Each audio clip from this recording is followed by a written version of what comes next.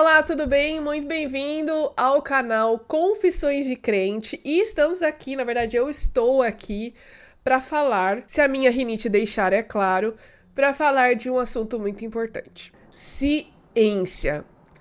É muito comum as pessoas falarem sobre ciência, até mesmo a gente falar sobre evidências científicas, mas muitas vezes a gente não para analisar ou para pensar o que significa dizer que algo é científico ou o que significa dizer que essa é uma evidência científica ou não. Pois bem, nesse vídeo a gente vai falar um pouco sobre o que é ciência, qual a função dela e por que ela é importante quando a gente vai estudar qualquer tipo de assunto em qualquer área, especialmente na área das origens. Antes disso, não se esqueça, como sempre, de se inscrever no canal.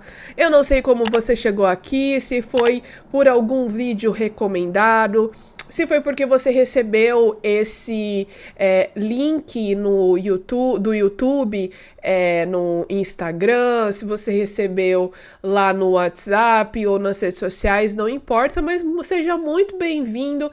Não se esqueça de se inscrever se você não é inscrito, e se você já é inscrito, já é aqui do canal, não se esqueça também de dar o joinha, de comentar e compartilhar com os amigos. Lembre-se também que esse vídeo sempre está no Spotify, no Deezer, no Apple Podcasts, seja qual for o agregador de podcast que você curte usar, então você sempre pode ouvir esses conteúdos também em forma de áudio por lá. Eu gosto muito de podcast, às vezes eu ouço coisas enquanto eu vou fazendo coisas aqui em casa, limpando a casa, lavando a louça, ou enfim, caminhando, e é muito legal, então eu convido você para que também aprecie esse formato do canal Confissões de Crente. É só você pesquisar por podcast canal Confissões de Crentes no seu agregador preferido e você vai achar lá todos os episódios, ok? Bom, vamos falar então sobre o que é ciência, não é mesmo? Muitas pessoas às vezes acabam se referindo à ciência personificando como se a ciência fosse uma pessoa, como se ela tivesse pensamentos, e ela até mesmo julgasse uma coisa para dizer se ela é válida ou não. O que a gente precisa deixar muito claro aqui é que a ciência como nós conhecemos hoje e que foi desenvolvida e foi aperfeiçoada ao longo de séculos, tá bom? Ela vem hoje com um conceito um pouco diferente do que aquele que existia na época dos grandes filósofos da ciência, como Galileu, como Copérnico, como Francis Bacon, né? Naquela época, a ciência ela era considerada como um conjunto de métodos matemáticos que eram usados para estudar as leis naturais, né? Leis naturais essas que eram frutos de um legislador, de Deus. Então, esses filósofos da ciência, o que muita gente não diz, é que eles estudavam a natureza usando esses conjuntos de métodos matemáticos, né? E esses métodos foram sendo desenvolvidos até serem sistematizados, especialmente no século XX. Então, esses métodos eles eram estudados para tentar entender as leis naturais que eram fruto de Deus, né? Deus havia criado. Então, por exemplo, quando Galileu está trocando mensagens com Copérnico, né? Falando sobre a órbita dos planetas, para ele é inadmissível que as órbitas não fossem circulares, porque o círculo é uma forma perfeita, assim como Deus é perfeito. É lógico que depois de um tempo ele foi mudando um pouco as suas concepções para entender que aqueles cálculos matemáticos estavam mostrando que a órbita não era circular, mas ela era elíptica, né? Então ela vem falando que era contrário do que Galileu havia pensado.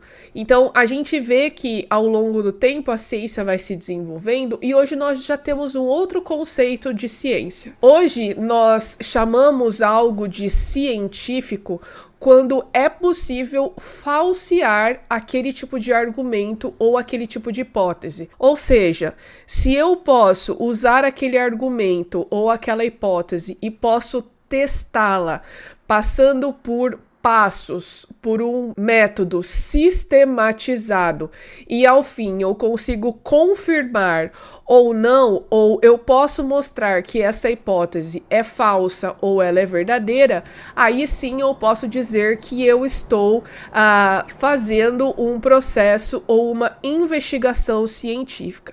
Basicamente, o método que a gente usa hoje nas ciências de uma forma geral é o método conhecido como método científico. É lógico que, dependendo da área da ciência, esse método científico ele vai sendo adaptado de acordo com a metodologia. Então, a metodologia ou a forma de investigação da física, da matemática, é diferente da forma de investigação da biologia, que é diferente da forma de investigação das ciências humanas, por exemplo. Então, a gente não pode também pegar uma caixinha e tentar encaixar essa caixinha em todas as áreas de conhecimento que tem outras formas. Então, ele pode ser aperfeiçoado e ele pode ser adaptado, mas ele sempre vai ter um aspecto de investigação e de, ao final, você tentar aceitar a hipótese que foi sugerida ou negar essa hipótese. Quais seriam, então, esses passos? Primeiro, um cientista, ele é, acima de tudo, um investigador nato. Ele vê todas as coisas, observa todas as coisas ao seu redor e ele vai formular muitas perguntas, porque ele vai tentar entender esses fenômenos que estão acontecendo. Então, a ciência, ela se constrói, ou esse conhecimento científico, ele se constrói na base das perguntas. Então, quando a gente busca essas respostas, é aí que a gente vai aperfeiçoando esse conhecimento. E sempre quando a gente se pergunta algo e a gente busca essa resposta, a gente vai criando mais e mais perguntas porque a gente vai querendo responder algo que basicamente é infinito. Por isso que conhecimento é infinito, ele nunca acaba, porque a gente sempre vai formulando mais e mais questões. A gente vai problematizando as coisas que acontecem. A gente vai tentando encontrar explicações plausíveis para esses fenômenos, especialmente os fenômenos naturais.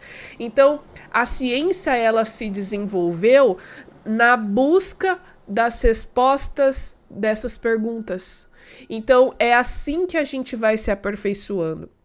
Então, logo depois de que a gente observa, que a gente formula essas perguntas e a gente tem um problema, a gente vai buscar respostas para esse problema. E a busca de respostas, ela é sistematizada em um método. Então, a gente vai fazer testes, a gente vai estabelecer as respostas para esse problema, que são as conhecidas hipóteses, e a gente vai testar para verificar se essas respostas, de acordo com o nosso problema, são verdadeiras ou não. Então, a gente vai, através desses testes, que podem ser cálculos matemáticos, que podem ser testes em laboratório, que podem ser, por exemplo, como acontece através de análises estatísticas, que pode ser através da realização de questionários, que pode ser através de experimentos duplo cego, que a gente tem visto muito agora na pandemia, né? Seja qual for a área. Esses testes, eles vão acontecer numa tentativa de verificar se as minhas hipóteses, elas são válidas ou elas são nulas, se elas procedem ou se elas não procedem. E logo depois, então, que eu faço os meus testes, eu vou pegar esses meus resultados e eu vou analisar, e eu vou interpretar. Isso responde à minha pergunta inicial? Não responde? Isso responde à minha pergunta inicial? Sim, responde, mas não era aquilo que eu estava imaginando. Eu preciso fazer mais testes para que eu possa entender o porquê isso aconteceu dessa forma. Quando a gente vai em busca de respostas usando essa sistematização, nós estamos usando o método científico. E a gente pode usar o método científico para as coisas mais simples da vida. Toda vez que você estabelece uma hipótese e você vai testar essa hipótese, né? Lógico, de uma forma sistemática, você está usando o método científico. Então, quando a gente fala de estudos científicos, de evidências científicas, são evidências que foram analisadas e testadas com base no método científico. São evidências que foram analisadas por pesquisadores que usaram um determinado método para analisar aquela evidência e, ao final, chegaram à conclusão de que aquilo realmente pode ser usado para aquela determinada situação. Então, a gente precisa ter muito cuidado, especialmente quando a gente analisa discursos de pessoas. Eu estava lendo um livro, vou até mostrar aqui para vocês esse livro, eu quero comentar mais desse livro para vocês nos próximos vídeos, que é esse livro aqui do John Lennox, A Ciência Pode Explicar Tudo. Esse John Lennox, ele é um cara incrível, ele é um matemático da Universidade de Oxford, não é coisa pouca, e ele é um criacionista, ele é um cara que acredita em Deus, mesmo sendo um catedrático da Universidade de Oxford. E nesse livro ele descreve ou ele discute um pouco o quanto a ciência é limitada, não só por causa do método, mas também por causa das pessoas que fazem a ciência. E tem uma coisa que o Lennox fala muito aqui, eu acho que eu não vou conseguir achar agora a página, mas ele fala o seguinte: nós precisamos ter cuidado porque mesmo cientistas muitas vezes não fazem afirmações científicas. É aqui, ó, na página 35, e ele dá um exemplo muito interessante. Então, ele fala do Carl Sagan. Carl Sagan, ele é um astrônomo, né, astrofísico, muito famoso, especialmente por divulgar a ciência nos anos 80. Ele já morreu, mas ele falava uma coisa assim, ó, ele falava o seguinte: o cosmo é tudo que existe, já existiu e sempre existirá. E aí eu te pergunto, essa é uma afirmação científica? Eu consigo testar essa afirmação e chegar ao resultado de que eu entendo que isso realmente é verdade após esses testes? Essa afirmação, para o John Lennox, e para mim também faz muito sentido, ela é mais filosófica do que científica. Ele dá um outro exemplo aqui, que é do Stephen Hawking. O Stephen Hawking, ele é muito famoso, ele era aquele cientista que estudava buracos negros, né?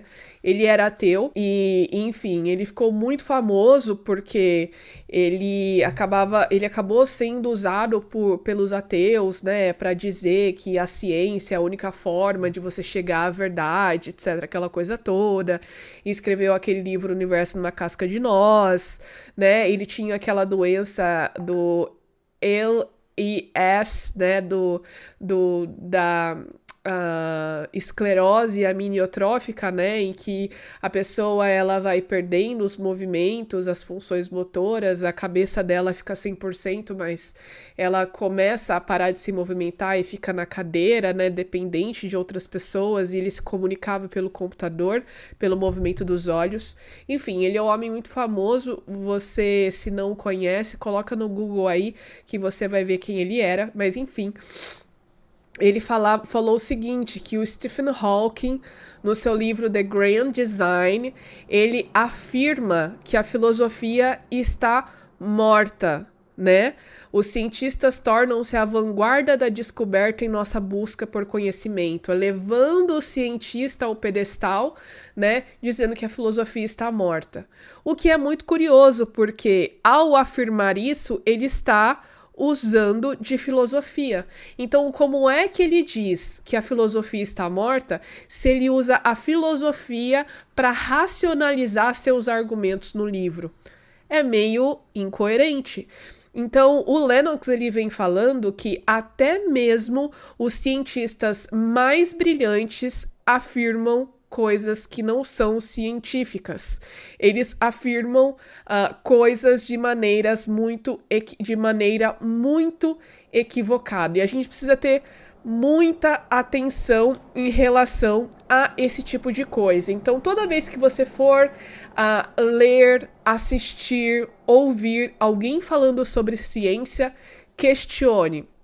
Lembre que um cientista é muito questionador, mas questione. Essa pessoa que está falando, ela está fazendo afirmações científicas? Será que por ela ser um cientista e por ela falar com autoridade, pelo título que ela tem, ela diz coisas que são científicas ou ela diz coisas que são frutos da opinião dela, da filosofia dela, da cosmovisão dela e que não tem muito embasamento científico? Esse é um questionamento muito importante que eu deixo para vocês e finalizo o vídeo, para que a gente possa ser muito crítico, para que a gente possa não aceitar tudo que é falado para nós de mão beijada. Inclusive questione esse vídeo, inclusive questione tudo que eu tô falando, né? Será que as coisas que eu tô falando aqui, elas são afirmações científicas ou elas são fruto da minha opinião? É o que o Lennox diz, nem todos os cientistas fazem afirmações científicas. É claro que nós temos a nossa cosmovisão.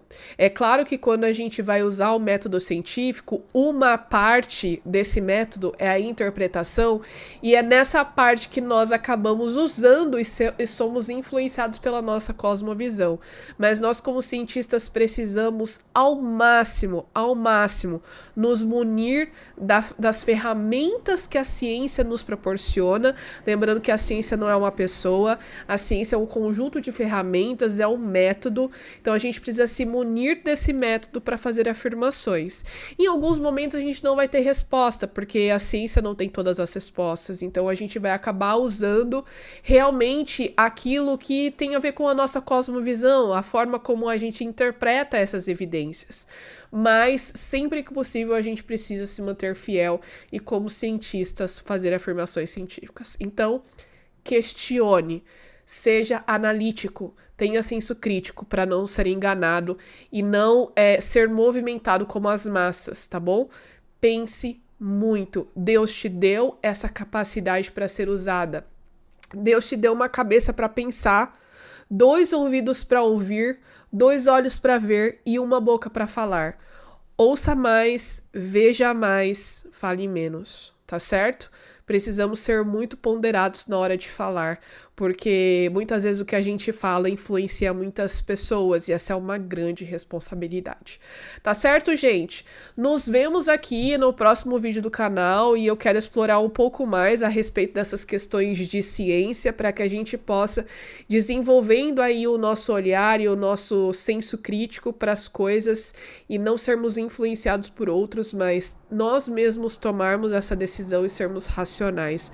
Lembrando que nós temos que ter fé sim, mas essa fé deve ser racional e Deus deixou a ciência para que a gente pudesse dar razão para nossa fé. Isso é muito importante, tá certo? A gente se vê no próximo vídeo. Não se esqueça de compartilhar esse conteúdo. Se quiser me seguir no Instagram é o Maura Eduarda e a gente se vê até lá.